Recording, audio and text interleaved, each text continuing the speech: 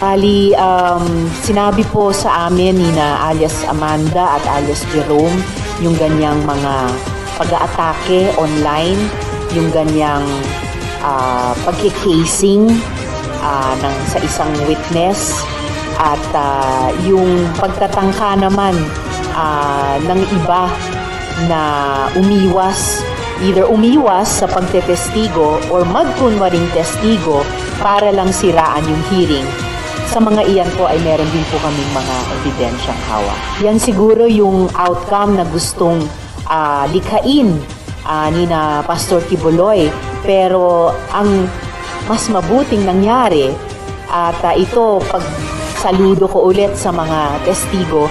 Actually, Miss Sally, mga kasama, meron kaming bagong batch pa na mga magtetestigo pa rin sa susunod na pagdinig. Sa kabila ng lahat ng itong sinasapit ng mga naunang testigo dahil sinabi nila ang kanilang katotohanan at sa kabila ng tuloy-tuloy pa rin na panghaharas, pagbabanta o kaya pagtangkang linlangin ang komite. Mula naman sa simula at hindi lamang nitong investigasyon, pati sa mga naunang investigasyon ng Senate Committee on Women, Children, Family Relations and Gender Equality ay binivet po talaga naming maingat at responsable ang lahat ng gustong magtestigo.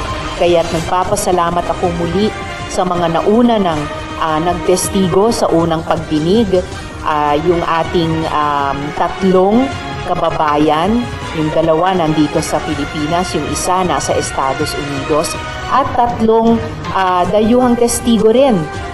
Yung isa na in person nagtestigong Amerikano at yung dalawang Ukrainian na gusto din sana nilang magtestigo in person, nga lang ginigera nga yung kanilang bansa ngayon kaya mula sa Ukraine lamang online sila nakapag-testigo. So, patuloy yung aming maingat at responsableng pagbe-vet sa mga gustong magtestigo. Kaya napag-alaman namin yung mga nagpapanggap lang pala.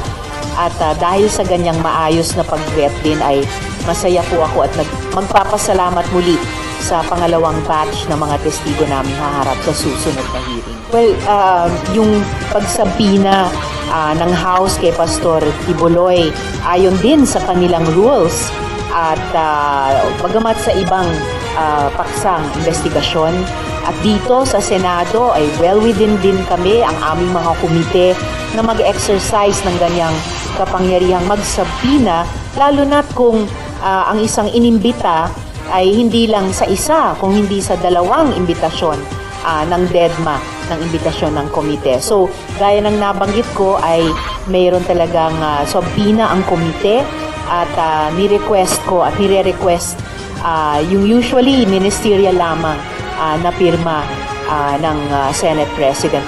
Yung una nga, Miss Sally, mga kasama, mas maaga sana yung aming susunod na pagdinig. Pero dahil sa iba pang mga pangyayari, sa iba pang mga issue, sa wakas na schedule namin sa susunod na linggo. So, kumbaga, nagkaroon pa nga ng pagdaan ng ilan pang panahon.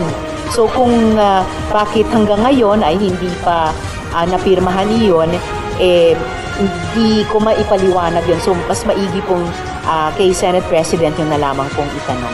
Wala naman, no? Pero syempre, yung hindi pagharap ng isang pangunahing testigo ay isang pag-delay o kalaunan, pag-obstruct sa investigasyon. Lalo na kung sinabi pa nila na kahit may sabina, hindi sila haharap, ay mag-ingat po sila dahil kasunod ng sabina ay may iba pang kapangyarihan ang Senado para i-compel yung pag-appear at pagsagot sa tanong ng isang testigo. Well, abangan nyo na lamang po kung ilan exactly, pero kung pagbabatayan natin yung unang pagdinig na hindi kukulang sa kalahating dosena ang humarap, ay posibleng ganoon din.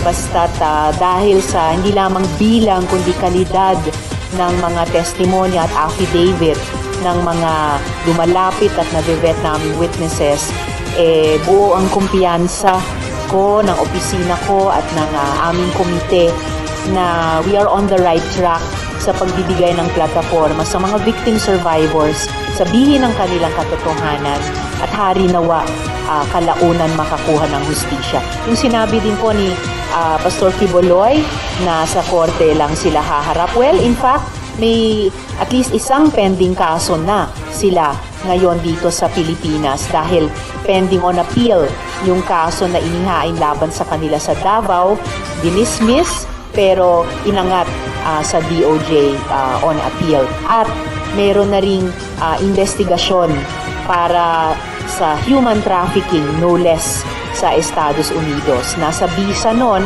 pinreeze po ng gobyerno ng Estados Unidos ang mga pag-aari ni Quiboloy doon sa bansang iyon. And in fact, nasa wanted list na po sila ng Federal Bureau of Investigation. Not at all. At hindi ako nag-aalala kung patuloy na magdi-delay o mag-o-obstruct si Quiboloy sa prosesong ito ng investigasyon in aid of legislation, in aid of justice. Dahil kung tatanggihan nila yung pagkakataong humarap at sagutin ang mga tanong mula sa kanilang panig, makakabuo pa rin kami ng committee report na maging kapaki-pakinabang hindi lamang sa mga investigative authorities natin sa executive na karanasan po namin ni Selly kasama sa mga nakaraang investigasyon. Habang umaandar pa ang investigasyon at hindi pa nga tapos, ay nag-conduct na rin po sila ng parallel investigation and in some cases, disciplinary action din. So at higit sa lahat, magiging kapaki-pakinabang hari nawa sa mga victim survivors ang committee report na iyon.